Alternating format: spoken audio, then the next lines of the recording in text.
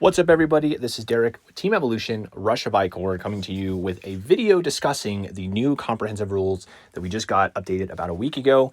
I originally had this video planned on the day that they posted these, and I even recorded it. And then I realized I didn't have my microphone on, so I couldn't do anything with that video.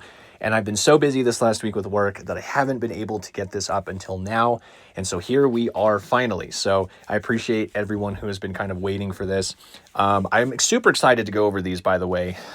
This is something that has been long awaited for the game for the last few months. Well, pretty much since the game's conception. But now that the game has had some time to be played, lots of questions have been asked, and we have finally gotten answers and rulings for a lot of things that make a huge impact on this game.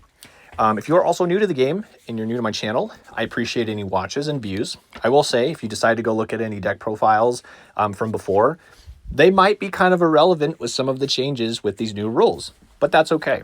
I'm here to just kind of help push the game. I really, really enjoy this game. It's one of the funnest TCGs that I've played pretty much ever, and I would love to see the game continue to thrive, and I'm happy with kind of where it's at in most capacities. But I am happy that they are finally pushing events. Have some really cool events coming out throughout the year. And then on top of that, obviously, we have these new rules, which the rules clarify a lot. If you follow the Discord, there's a lot of discussion quite often. So I know that not every single little itty-bitty question and detail was answered with these rules. But I feel like a good amount of them were. And I'm sure as more time goes on, they will continue to just enhance the rules and, add little rulings and details here, or maybe even errata some cards, which that's just how it's going to be. The game's barely about to hit its third set, and it takes time for games to be able to get to certain points, and that's fine, so it is what it is. We appreciate the developers and everybody that works on this game, because you guys have a great game. You really do. Everywhere from the design to the artwork, you guys are all killing it. So we just appreciate everything that everyone does for the game, and can't wait to see what more things come out with it in the future. So with that being said, I'm going to go through these rules. I have 20 points that I want to talk about, and I'm going to try and go through them as quickly as I can without monologuing too much. And I'm going to try and just kind of scroll through here. I'm not going to go through every page because 35 pages is a lot. I did include the link for this in the bottom of my video. That way, if you want to go check it out yourself, whether you're new to the game or just haven't seen them yet, that way you can go through them, because there is a link on the Discord, but it's going to be difficult to find because it's been a while since it's been posted. So yeah, with that being said, let's just kind of get into this and talk about some cool changes for the game. So first of all, let's see here. First of all, I want to go over the first change, which is a side deck. So number one is a side deck. They added a 10-card side deck that follows the same rules as deck building and any other side deck in any card game. 2 copies per card. You can't have more than 2 between the main and the side. And infusions are allowed in that as well, and do follow the 30 pip limit, or at least the pip limit. And what that means is that if you put infusions in the side and you interchange cards with infusions through your side deck, your deck still has to end at a 30 pip limit or under it. Now, I know the biggest question with this that probably comes up is, well, how can I trust that my opponent is going to follow this, right? Like, what happens if my opponent sneakily has 31 pips in the main deck? How can we kind of keep track of that? I don't have an answer for that, and that is kind of a good question to follow, right?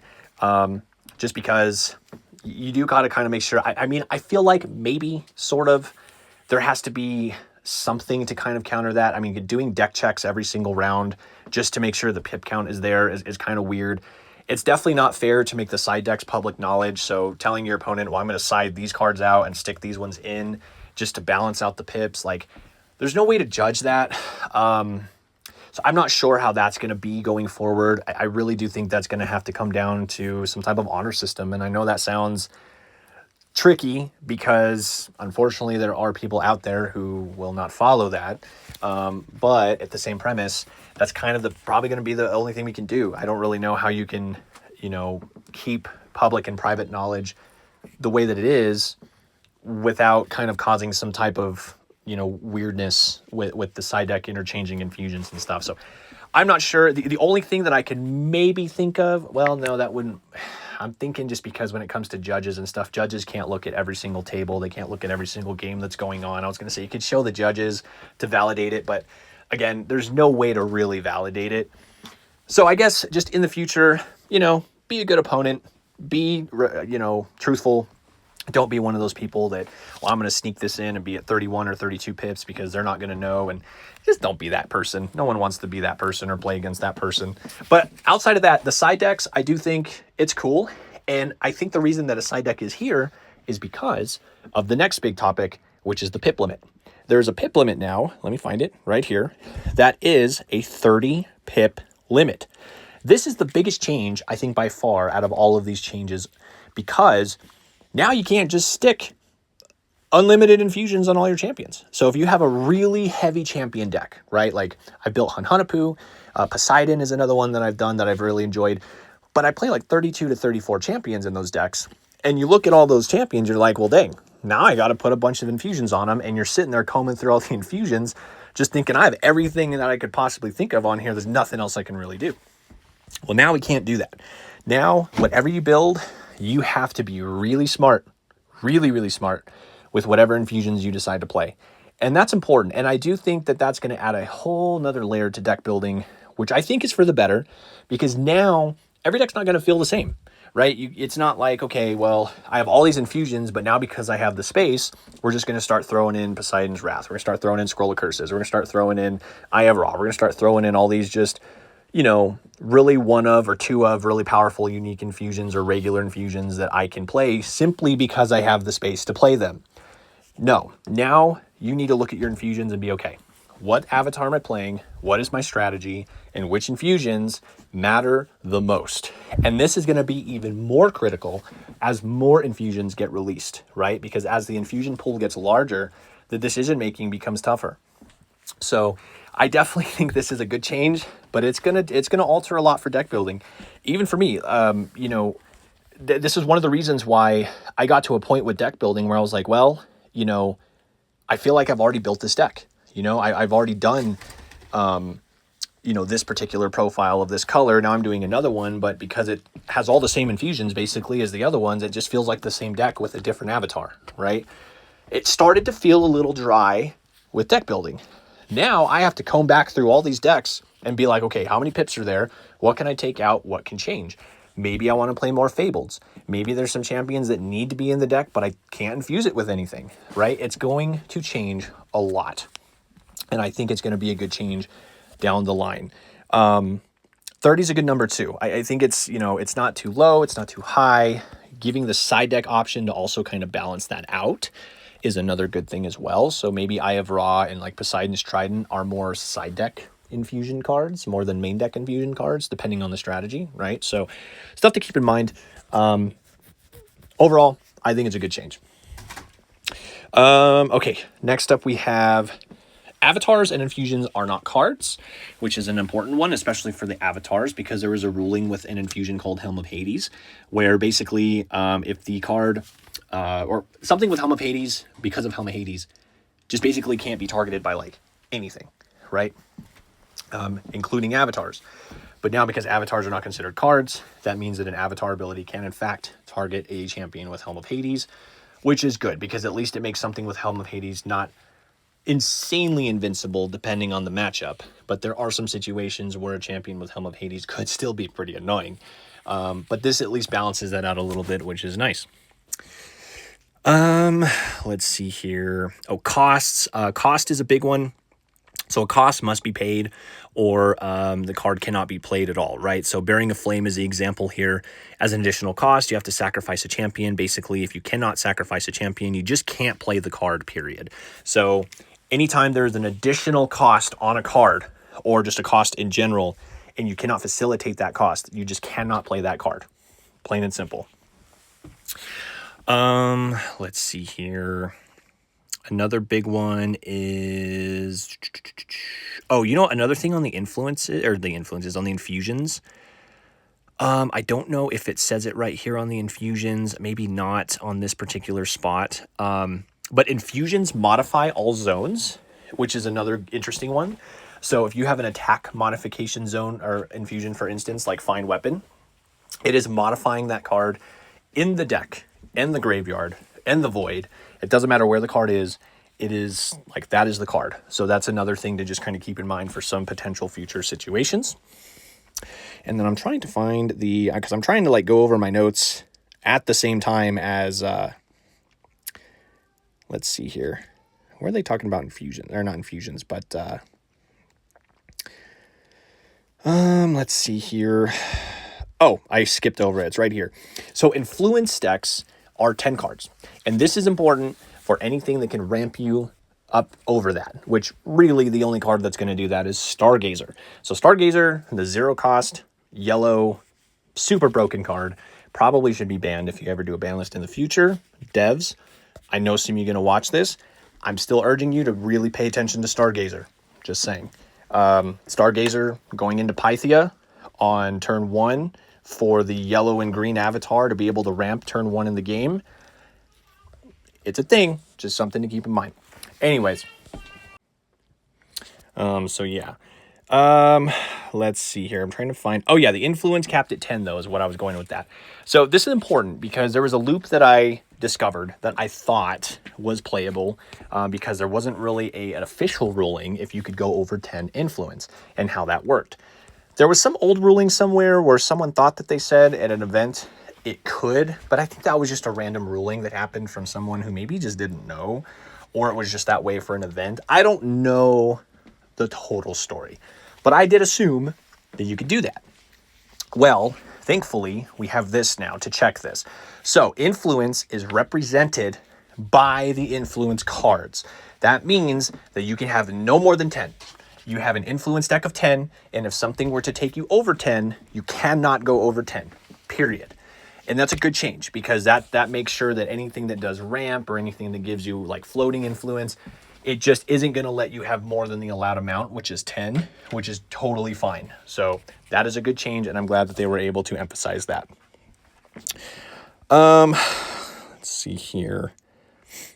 Permanents, tokens. It's kind of cool we're getting tokens. I really like tokens in games, so that's kind of nice. Let's see. Again, a lot of the stuff, you guys are more than welcome to just go read through this as when you look through the rules yourselves. I'm trying to find... Where did I see? I'm not 100% sure where it is. But one other thing, not a major change, is that your influences are exerted now. So before, they had it to where you like flipped it over, because that's why they have like a black and white side. But now you just exert it. And I think they probably changed it that way because I think, this sounds silly, but I think the aspect of just like exerting something sideways is just so much easier and so much natural than flipping something upside down and then back over and then upside down and then back over. You know, it's like a quality of life thing. So not a big deal, but I mean, the fact that that's kind of more the official way to do it now is fine. Plus, the artwork on the influences are so good. Keep the color side up. That's all I gotta say.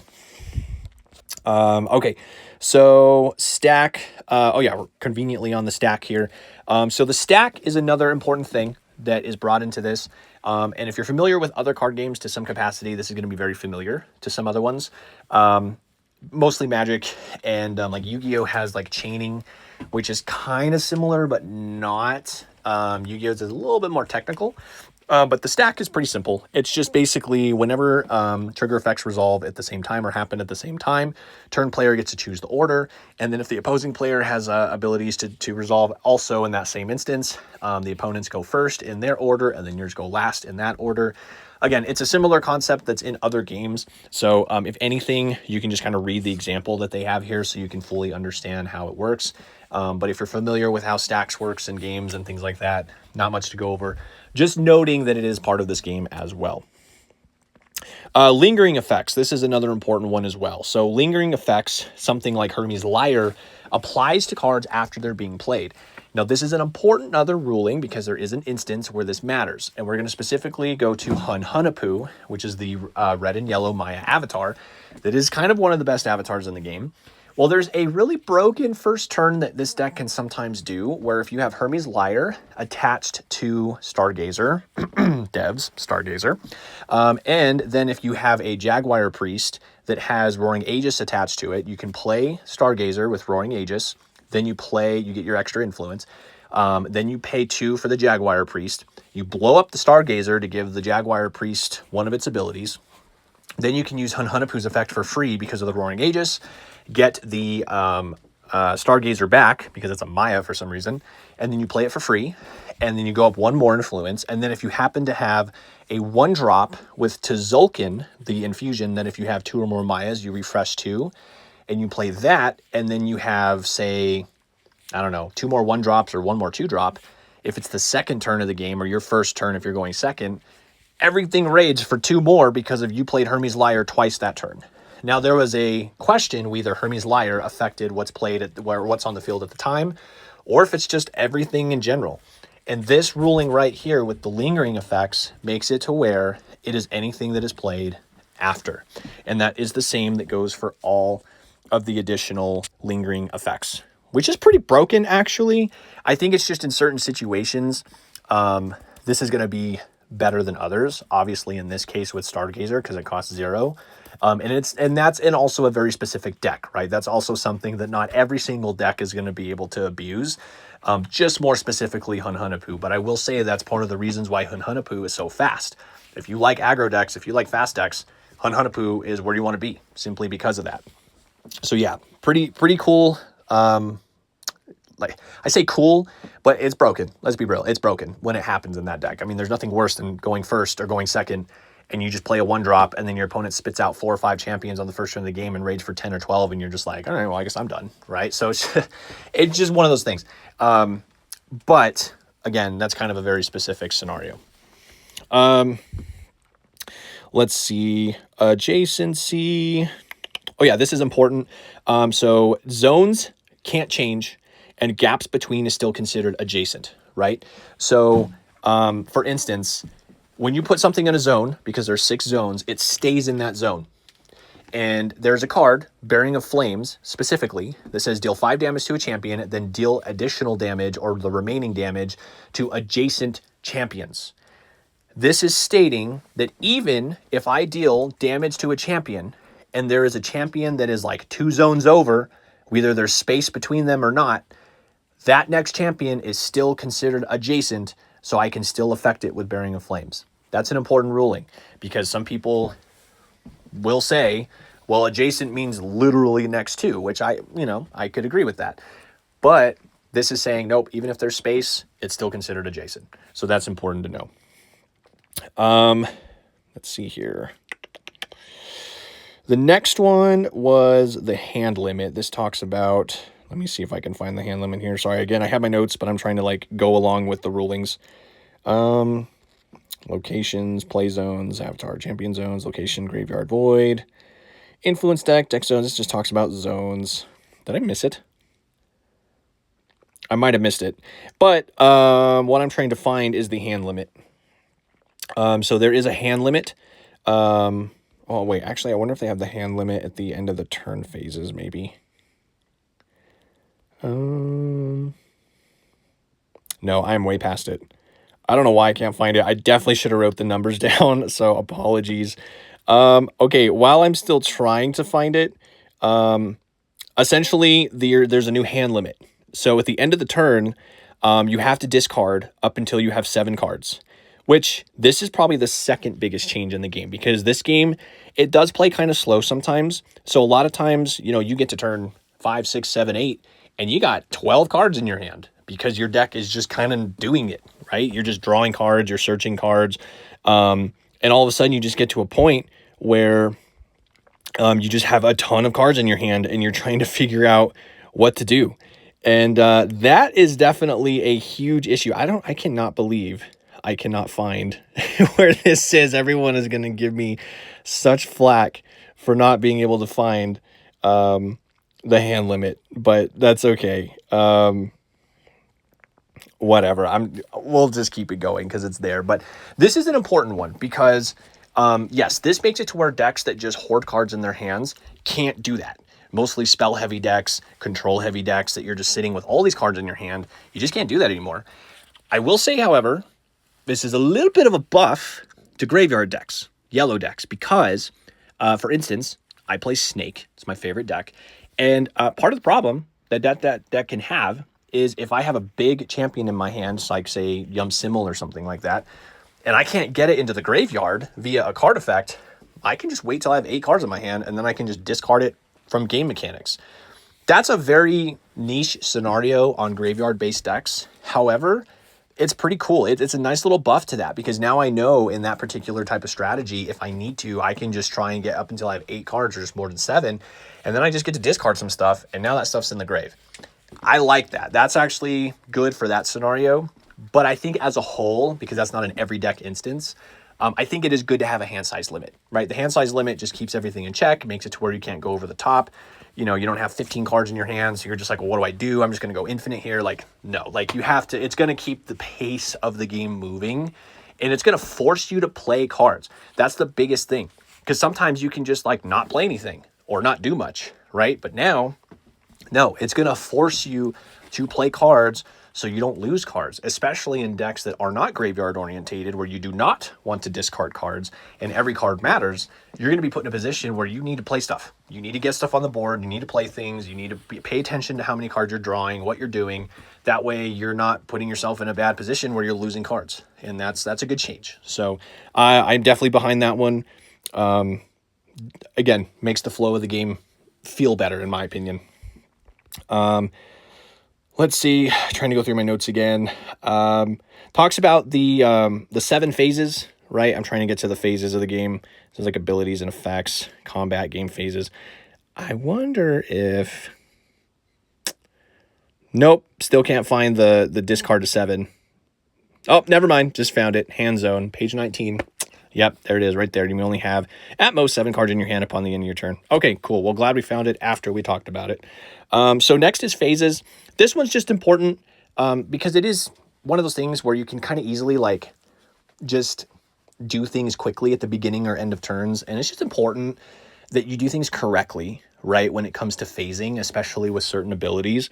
So the way that the turn flow goes is it starts with the secure phase. So the first thing that happens is that you secure Ikorr. That's the first thing that happens when your turn starts. The second thing is you refresh your influence. So secure Ikorr, refresh your influence, not the other way around. Third thing is your start phase. Okay, so your start phase, because we have new start abilities coming in set 3, this is where these abilities will trigger. And this is important because this was something that I had talked about on my card review, was are these start phases, are these start abilities going to happen before the draw phase? And that's important because if it does it before the draw phase, then abilities that say, you know, we might get start abilities that say draw an extra card or search for a card or do something before you draw a card, that could matter. And I definitely think that that is something that makes sense with that new start ability. So I'm glad that they clarified that. Then the draw phase, draw your card, pretty straightforward. Action phase, do all your stuff. End phase, this is where like stuff that reanimate will trigger, multiple effects can trigger at the same time in that case. And then the cleanup phase, which is like discarding your cards to get to 7 and stuff like that. So just pay attention to the phases, go through this. That way you're taking your turn correctly, right, in this game. And that way you're not doing things backwards because, you know, for instance, if you have a champion with a start ability on the board and you take your turn and you draw a card without securing Ikorr, without, you know, fixing your influence and then going like, oh, wait a minute, I had a start trigger. Like, no, you missed that. You know, pay attention to those things. And same thing for the players that are playing against situations like that. Like, know your phases, pay attention to the phases.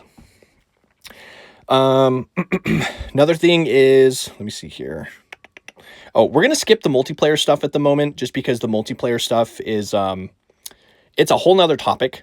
I have no problem going over that type of stuff, but right now, I'm just not going to talk about a lot of the multiplayer stuff because I want to do that in a separate video and kind of have a focus on the multiplayer stuff. So we'll just, you know, keep that in mind.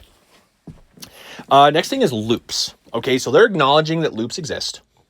And this one's pretty straightforward. So this says that infinite loops is a never-ending cycle that cannot be disrupted once they begin. Controlled loops is something that can be repeated as many times as the player wants. If a loop happens, here is how it happens. You demonstrate the loop by going through its effect or going through its cycle to determine that it is in fact a loop. Then you decide, is this loop going to get me to 10 Ikorr? Is it going to help me win the game to some capacity? Or is this something that is not going to help me win the game? So example, does this loop get me to 10 Ikorr? Or is this loop just going to draw my whole deck for me, one card at a time? And in that case, if it doesn't specify this, but if the loop can just get you to victory, then just win the game, right? But if the loop is like, okay, well, I can draw an infinite number of cards here. However, I'm going to go through the loop, say 10 times, and I'm going to draw 10 cards, and then we're just going to keep moving. So that's kind of what they're emphasizing here, is that if you can determine a loop is there, determine what the end result is going to be. Am I going to win the game? Then yeah, I'm just going to win the game. We can end the game. We can move forward. Or B, it's not going to end the game. I'm just going to do this X number of times, and then we can just move forward after doing it X number of times, which is nice because it means you don't have to necessarily play through the loop that many times. That's the purpose of putting this in the rules. So that's nice. It's a time saver thing, because there are some games where they're like, nah, you got to play it out. And they're like, if we can determine that it's a loop, we can just like skip all that, which is cool. I like that. Okay, a couple other random things here. Moving forward, going through my notes, making sure I covered pretty much everything that I wanted to. Destroy. So we're not in front of the word destroy right now. I guess technically speaking, we can go to it, which it is. Where is destroy on here? Wow. You would think I'd be able to find this stuff a lot quicker because I went through this like 5 times. There it is. Okay, so send a permanent from the battlefield to the graveyard, and when a champion is destroyed, it dies, but is not considered sacrificed. Okay, this is important because of one specific card, Vulture Wahi. Vulture Wahi says that when it's played, you can destroy a card in your hand. Previously, before this, if the card that you destroyed in your hand had reanimate, it would trigger. Now it no longer does that. Now, only cards that are destroyed on your field is considered destroyed. If something is destroyed in your hand, that is not the case. So that probably means that Vulture Wahi needs some type of errata or something to where it doesn't say destroy. Maybe it just says send a card in your hand or a champion in your hand to the grave instead of destroy a champion. That way it makes more sense. But for ruling's sake, Vulture Wahi does not work with champions from your hand anymore, which is pretty depressing. I'm not going to lie. I really like that card. So that's a bummer, but it's fine. I get it. Keeps it simple to where destroy specifically means on the field, which is fine. Next up, the Fury change. So Fury is the keyword that lets a champion attack any number of times. However, it now... Where are you, Fury? Here we go. Now it cannot attack the same champion twice. Some people are going to hate this change. I think the purpose of this is to prevent loops with certain scenarios, but also to just prevent Fury being a board wipe every time, right? Like the 5-drop Toyotomi, right? Or even the 6-drop that has Fury, right? Anything with Fury can just be a board wipe. And the other thing is with the infusion that prevents a card from being destroyed, right? You could play something with Fury and, something with Quick Strike or something with Fury or whatever, or Swift rather, right? Something with Swift and Fury, and then play a 1-drop that gives it to where it can't be affected by card effects or destroyed or take any damage. And now all of a sudden you just have a board wipe that you can basically use with anything with Fury. And as Fury cards come out into other colors, that's just ridiculous. Like, there's just no reason for Fury to be this keyword that just says, hey, annihilate your opponent's board every single time this card comes down. There's just no way. And then there's other things that you can do with Fury too, because there's infusions that, give bonuses, like drawing cards and, putting Ikorr onto other champions. Like, we don't need that. Those are the types of loops that we don't need. So we're good with that. I think this is a great change. Some people are going to hate this, but I think it makes the keyword definitely more balanced. You can't just drop something with Fury and just annihilate your opponent's board every single time. Maybe sometimes you'll get away with it, but not every single time. So that's important. It's also going to change possibly the order of champions that you attack, right? So I think it's a good change. Stun. Let's go through the stun change really quick, because this one was also something that was interesting. So there's been a lot of discussion about stun, okay? My opinion on it is I don't think it's any better or worse than it was before, right? So stun is if I stun something on my turn, like say I play a card that stuns my opponent's card on my turn. Well, that card is stunned until the end of their next turn. So that means that when their turn rolls around, it can't secure Ikorr, it can't attack, it can't raid. It can use abilities, but it can't do any of the other things. Now, the ruling is if something is stunned on my own turn, then the stun falls off at the end of that turn. But I kind of feel like that, okay, really all this is clarification. Because part of the whole issue with stun is kind of like Hearthstone with freeze, right? If anyone's played Hearthstone, freeze is basically stun to some capacity. But the thing is that if on the opponent's turn, or we'll just use us as an example. Let's say that we stun something on our own turn, okay?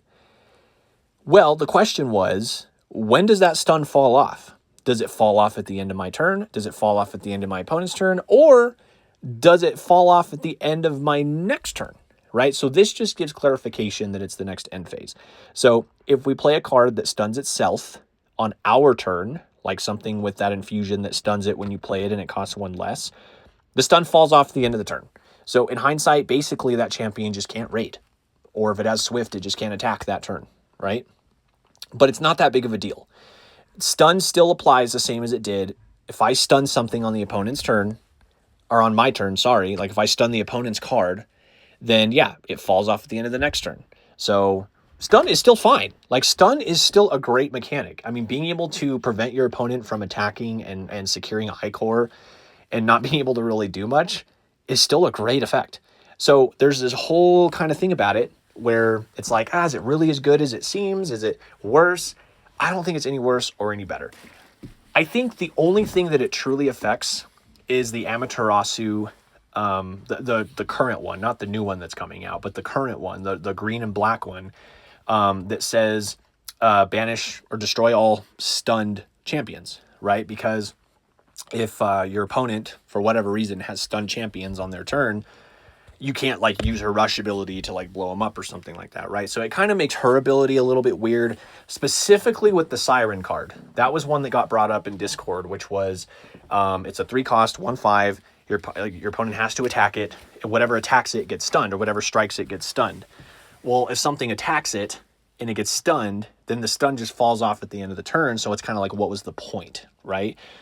But I don't really think that makes Siren any worse. I mean, if Siren attacks something, it's still going to stun something. And if anything, Siren having this kind of taunt-like effect where your opponent has to attack it anyways is still really good. Plus, if something with Fury attacks it, well, your opponent can't do anything, right? Because the Fury has to attack that first, and then it gets stunned. So there's some elements to that that's fine. But outside of like Amaterasu, I don't think it's going to make that much of a difference. Just being honest, and that's kind of just my opinion. Let's see. Then there's this perpetually stunned, which is like a truly permanent stunned. So we don't have anything with this yet. So this just must be something new, maybe in set 3 that just hasn't been revealed yet, or maybe something in set 4 or in the future that they have planned. Perpetually stunned just seems like it truly is stunned like forever, which is going to be really interesting. I'm very curious to see what that's going to look like. Okay. Last few. Raise. This one's not a big of a deal, but this is the new keyword coming out in set 3. This is the one that says, whenever this champion strikes another champion, remove an amount of Ikorr from that champion equal to this champion's raid value and store that Ikorr on this champion. So you're literally going to be stealing Ikorr, which is pretty sweet. I really like that mechanic. It's going to put opponents sometimes in a really weird position where it's like, do I even bother raiding? Do I not? I got to get rid of that first. It's going to be kind of cool. I'm actually very excited for the raise mechanic. It seems pretty neat. Let's see. Oh, last couple, lethal. So lethal, so this is an important one as well. Lethal, dealing 0 does not count as dealing damage. So in any capacity, if you strike for 0, no damage is dealt. You are allowed to strike for 0, but it is not going to have any value to it. Now, this is important for something with lethal. If something with 0 damage that has lethal strikes something, it does not kill the card. According to lethal, the card has to actually deal the damage in order to kill the card.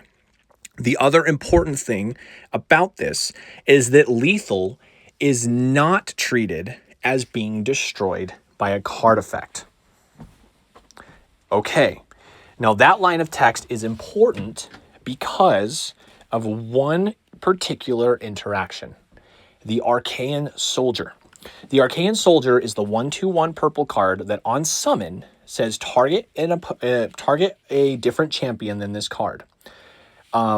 If that card were to be destroyed, it is not destroyed. Actually, hold on. I want to read the exact text so I'm not screwing myself up on what I'm trying to say here, because it's within the lingering effects, because that card actually is specifically referenced here as a lingering effect, and that's important. Hold on a second. Let me find it here. Lingering effects. Okay.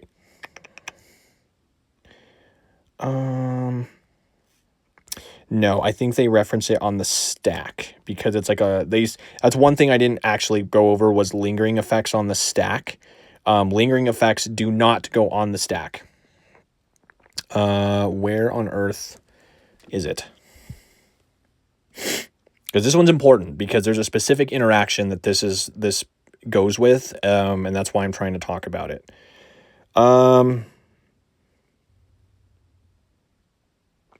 Gosh dang. Now I can't find it, of course. Why is it every time I'm trying to reference something, I can't find it? But it does specifically reference this card. Hold on. I have to find this in here. I really should have been more prepared on this. I'm sorry, guys. I tried to do this at a time where I had some time, but obviously it's, like I said, my life has been very busy lately, much like most people's. So I'm trying to just kind of get this done when I could. Man. Okay, it's right here. Replacement abilities. I'm sorry, not lingering effects. So replacement abilities are abilities that take place when a certain event occurs and they don't go on the stack. But this card here references because it has the ability. So Archaean Soldier, choose another champion you control. If the chosen champion would die, prevent any damage that was dealt to it and sacrifice this champion instead. This is important because when it comes to lethal, dying by lethal is not dying by a card effect. It is, in fact, dying by damage. Because any amount of damage that happens to a champion while it has lethal, the lethal just says any amount of damage that's taken, it just dies. Because it's just part of the ability. So because this states if the chosen champion would die, prevent any damage that was dealt to it, this means that the Archaean Soldier can protect from lethal. Now that is how I'm reading this. If someone disagrees with that, or that's wrong on my side from maybe any devs that are hearing me say this, please correct me, because this is what I'm reading when I say this. And I'm more specifically talking about a specific interaction with the 4-drop, the Chiyomi thing, the 4-drop that when it comes down, it strikes and it has lethal. So correct me if I'm wrong, but if I'm not wrong, the way I'm reading this is that Archaean Soldier can, in fact, prevent something from dying from lethal. Because since lethal is dying, or since lethal is not dying from a card effect, it's dying from strike damage, and this is saying if something would die, prevent that damage, that means that this would be able to save it. Now, the only thing that I might be wrong about is because when it's saying it would die, maybe the damage is happening before lethal kicks in, but I don't think that's how it is. I think it's stating that with lethal, because any amount of damage kills it, that when the damage happens, because the damage came with lethal, it just dies. So if this is saying that if the chosen champion would die, prevent the damage and get rid of this instead. So lethal and damage seems to be happening at the same time, or that at least lethal is embedded into the damage. So that's why it's making me think that Archaean Soldier can protect something from lethal. Devs, if I'm correct on this, let me know. If I'm not, also let me know, please, because I don't want to sound stupid going over this. But that's how I'm reading that, and that's important, because that can sometimes come up with that card. I think Archaean Soldier is a really cool card. So if that interaction happens, that's really important to know. And then the very last thing that I wanted to go over that I came across was copy effects, which I thought was pretty interesting. So copying is something that I don't know if we really have at the moment, but if we get it in set 3 or 4, this seems like it's going to be something kind of important to go over. Is that some objects become or turn another object into a copy of a permanent. And some effects create a token that's a copy of another object. Copy only copies the printed stat values, abilities, and infusion abilities. Any effect, no matter temporary or permanent, will not get copied. Okay, that's important. So only stat values, abilities, and infusion abilities. Conditions such as being stunned will not be copied. So conditions do not get copied. And then if a copy enters the battlefield as a copy of a permanent, the copy will trigger its own summon abilities, which is pretty broken. If a permanent becomes a copy of a permanent, the copy will not trigger the summon abilities. So again, good to know. And then if a copy copies a permanent that has already activated an action ability, the copy will be considered a new instance and can still activate its own action ability. Copy tokens are treated as permanents, but they are not cards. And when a champion loses all abilities, the copy of the copy still printed, or the copy still copies the printed abilities and values. And then if a copy dies, it will move itself, or sorry, if a copy dies or is retreated, it sees itself move zones and will trigger its abilities if it has any. So this is an important one because if we're getting stuff that copies, it's just going to be important to know what a copy is. So that is it. That is all of the main rulings and stuff that I kind of found through this. There's probably some few more detailed things, but for the most part, I feel like I touched up on a lot of the main things. Again, feel free to check the link below. That way you can go through them yourself. If you have any other questions about anything, there's always the Discord, and we can try and, the devs are doing a good job at kind of answering questions for us. So that is my take. I think overall, a lot of these changes are great. There are obviously still going to be some questions and some rulings that come up at events and different things like that. But I think for the most part, there's a lot of things that were answered here and a lot of clarification that was really needed. And I'm excited to get back to deck building. I'm excited to see, what we can do with these changes. The 30 pip thing is going to be very unique, and the side deck thing is going to be very unique. And I'm going to try and get some decks out for you guys that, can kind of follow that to start giving people some ideas. And, I'm just kind of excited to get back going with the game. Also, set 3 isn't that far away. It comes out in April. We only have like half the set announced, so I don't know when we're going to get more spoilers and when things are going to come out. For set 2, we didn't even know all the cards when the set came out. So we were like cracking boxes and saw cards we hadn't even seen, which was kind of cool. So